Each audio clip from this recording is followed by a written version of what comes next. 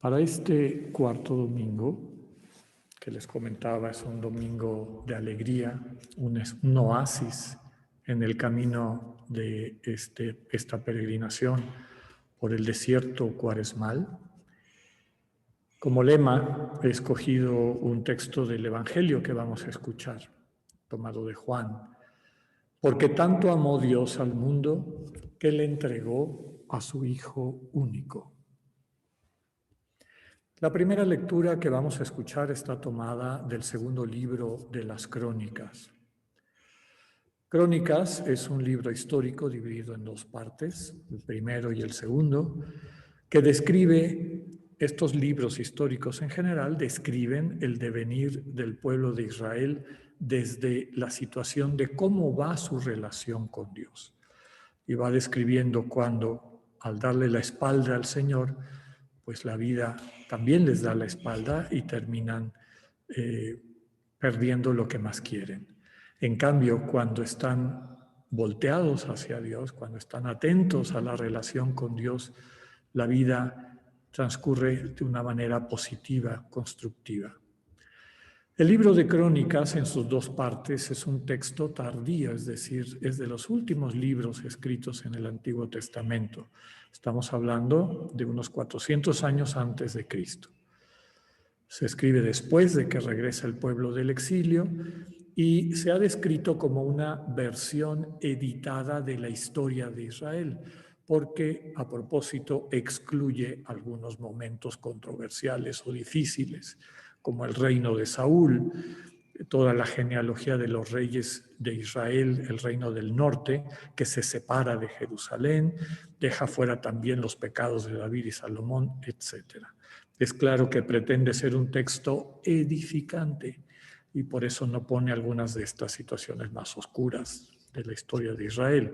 Con todo, se mantiene en esta propuesta de que el pueblo entienda que cerca de Dios, volteados hacia el Señor, la vida va bien y cuando nos olvidamos del Señor quedamos a la deriva. El autor quiere mostrar cómo toda la historia de Israel conduce a la construcción del Templo de Jerusalén como lugar de encuentro del pueblo con Dios y eventualmente la sede de su identidad nacional y religiosa.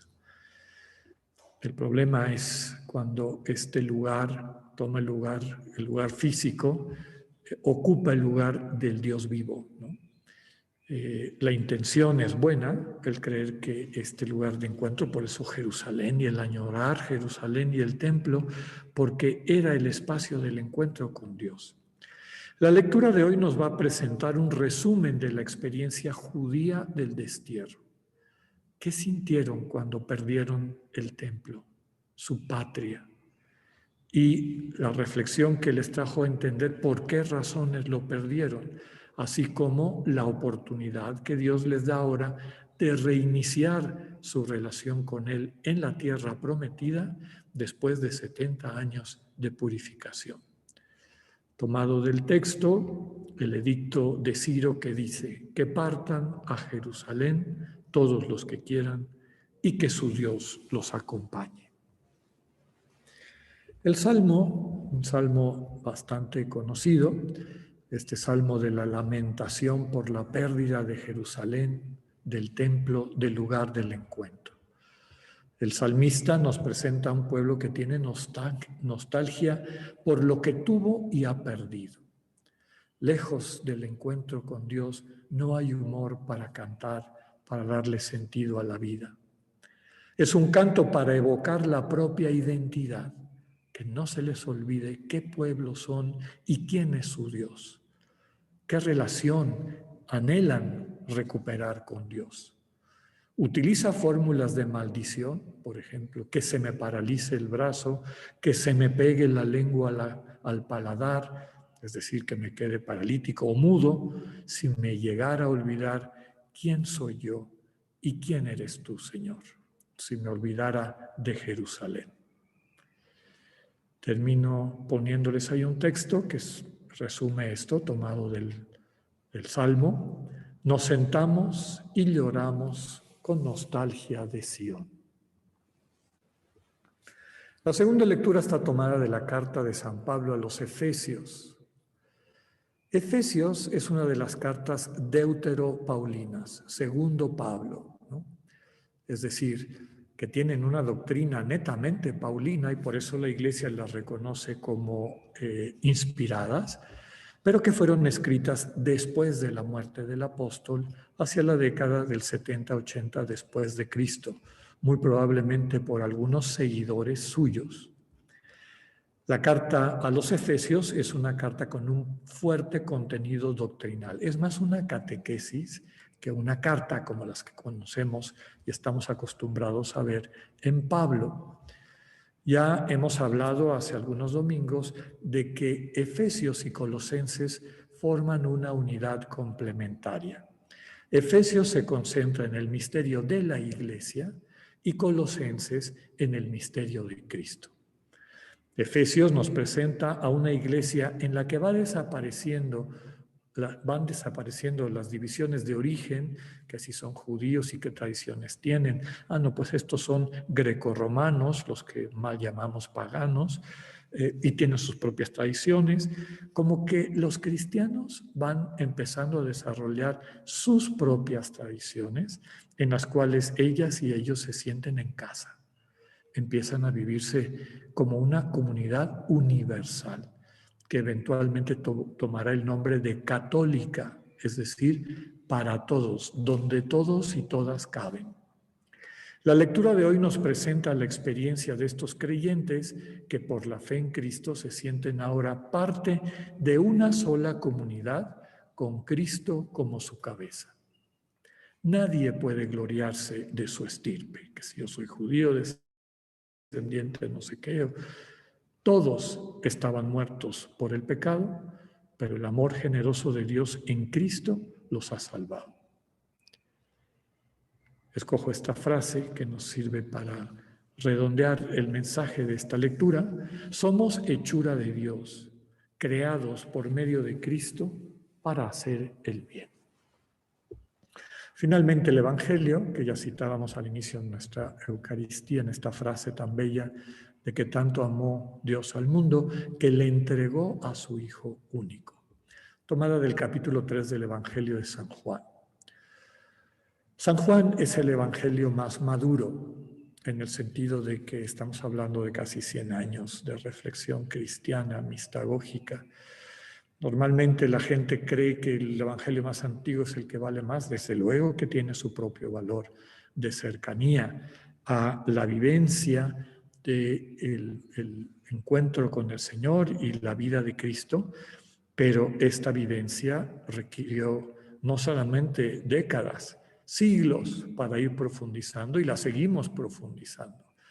Entonces, este evangelio, que tiene algunos de los pasajes más antiguos mezclados con algunos de los pasajes más modernos, nos presenta un camino mistagógico, es decir, una pedagogía del espíritu muy madura y profunda.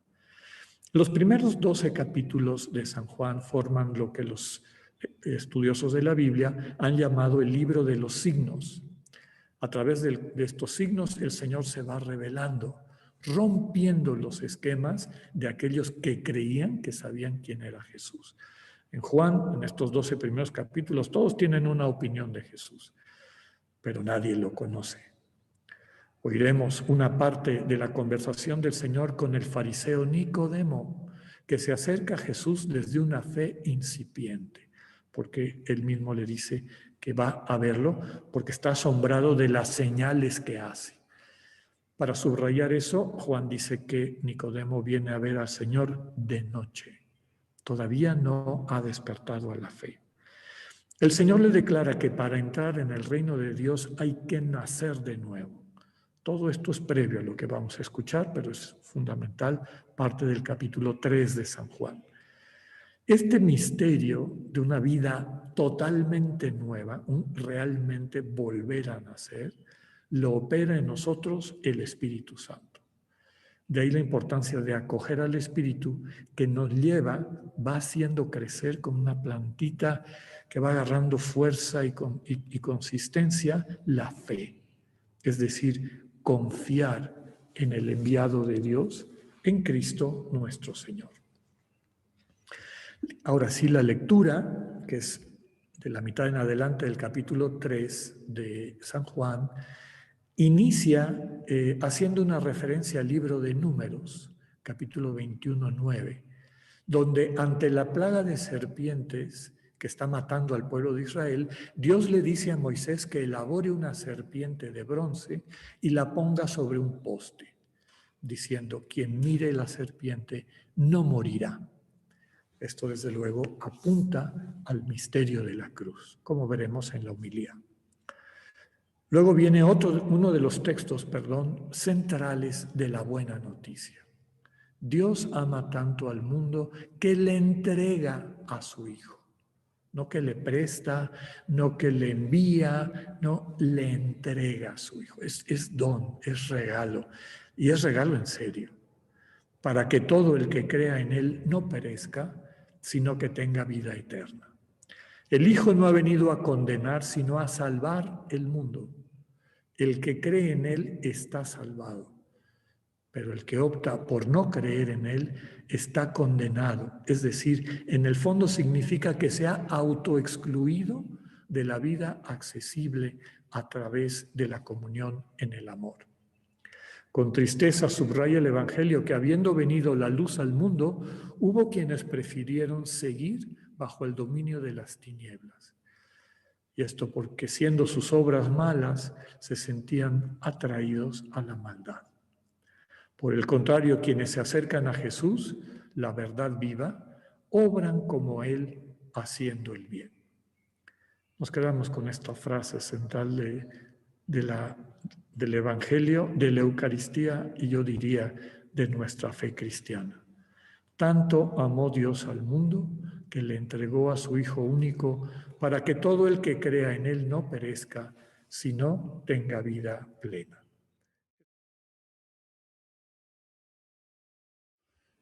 Comentábamos que este es un domingo de esperanza, un domingo que también les describía como un oasis en medio de nuestra peregrinación cuaresmal. ¿Cuál es nuestra alegría? Nuestra única alegría, y queda claro por las lecturas que acabamos de escuchar, es nuestro Señor Jesucristo. El Señor Jesucristo que nos transmiten los evangelios, es decir, este Dios que se nos entrega, tal como aparece en el texto de Juan, tanto amó Dios al mundo que le entrega a su Hijo.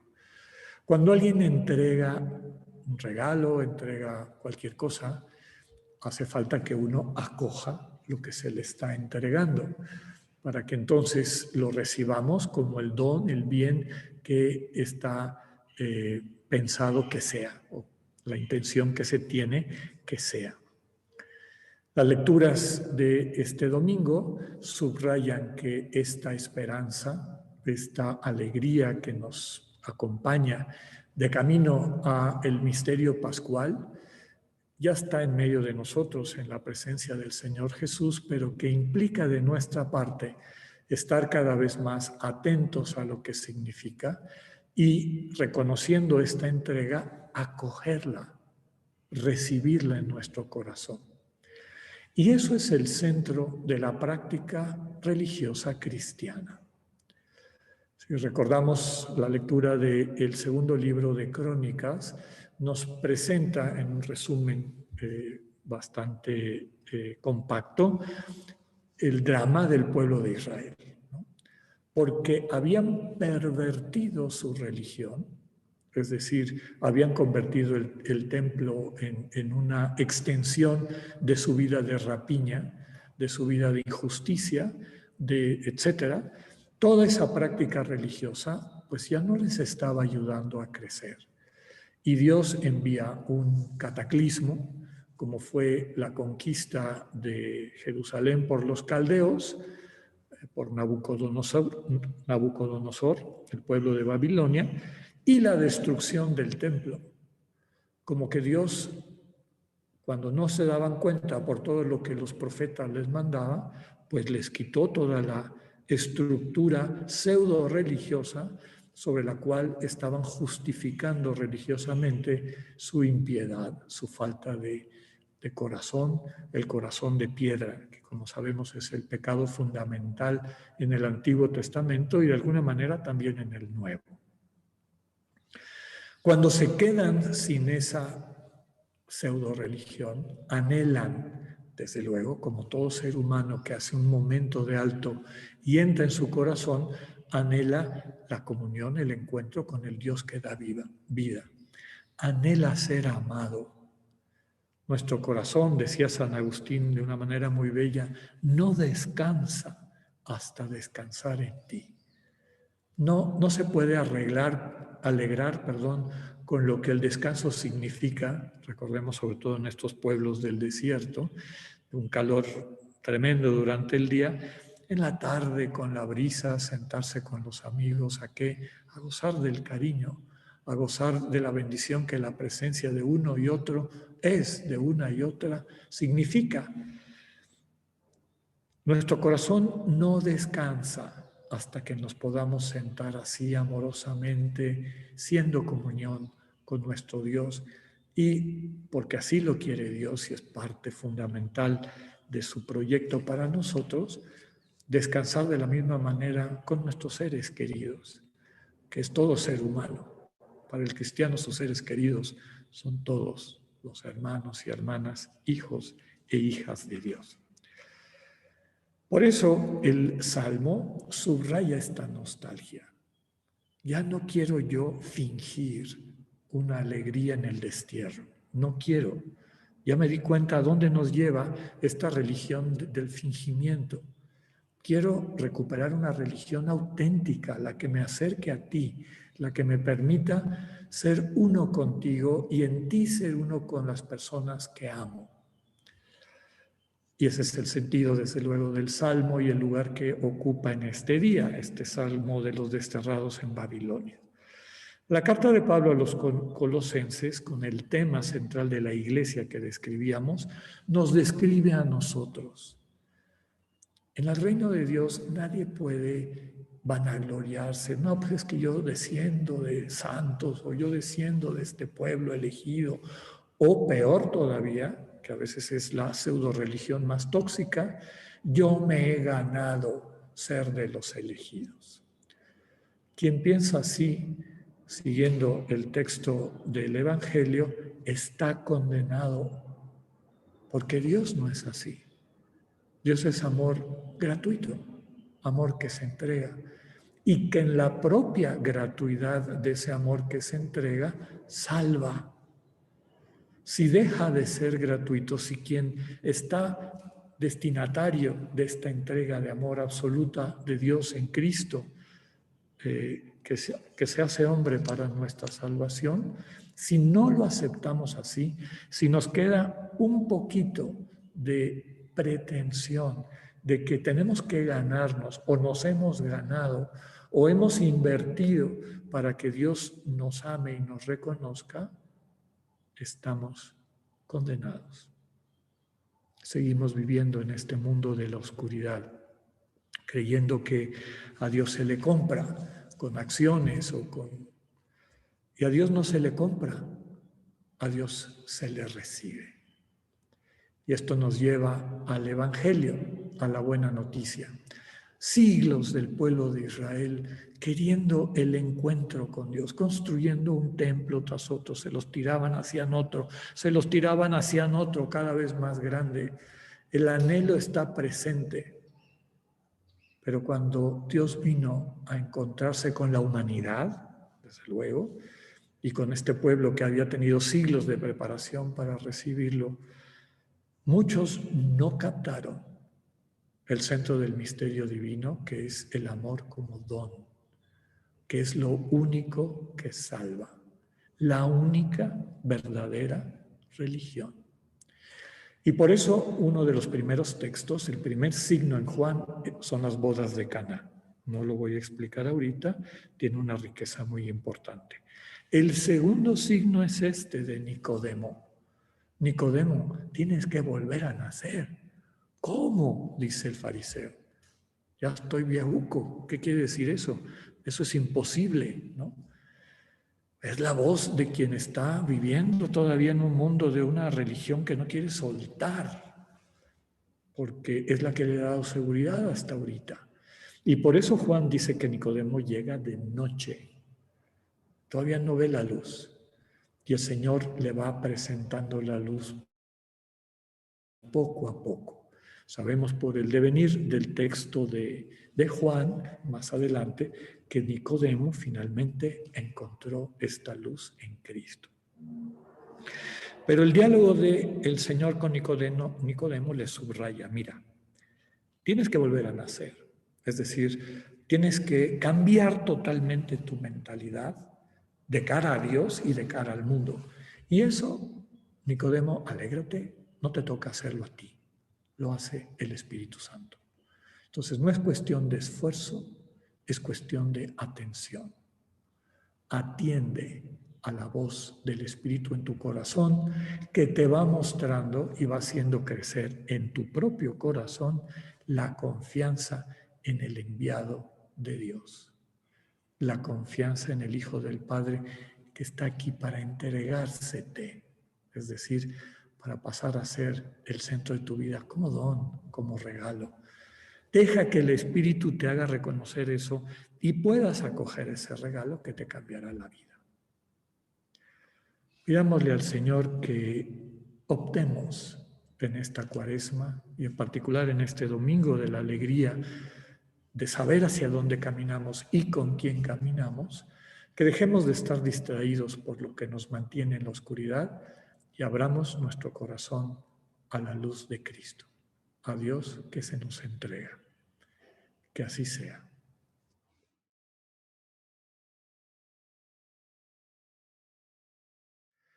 Que el Señor nos dé la gracia de estar atentos a la luz que viene en nuestro encuentro. Que teniendo momentos de silencio en nuestro corazón, escuchemos la voz del Espíritu que nos lleva a confiar en Cristo. La voz del Espíritu que nos lleva a abrir el corazón y los brazos a recibir a aquel que se nos entrega. Que tengan una buena semana. Dios con ustedes.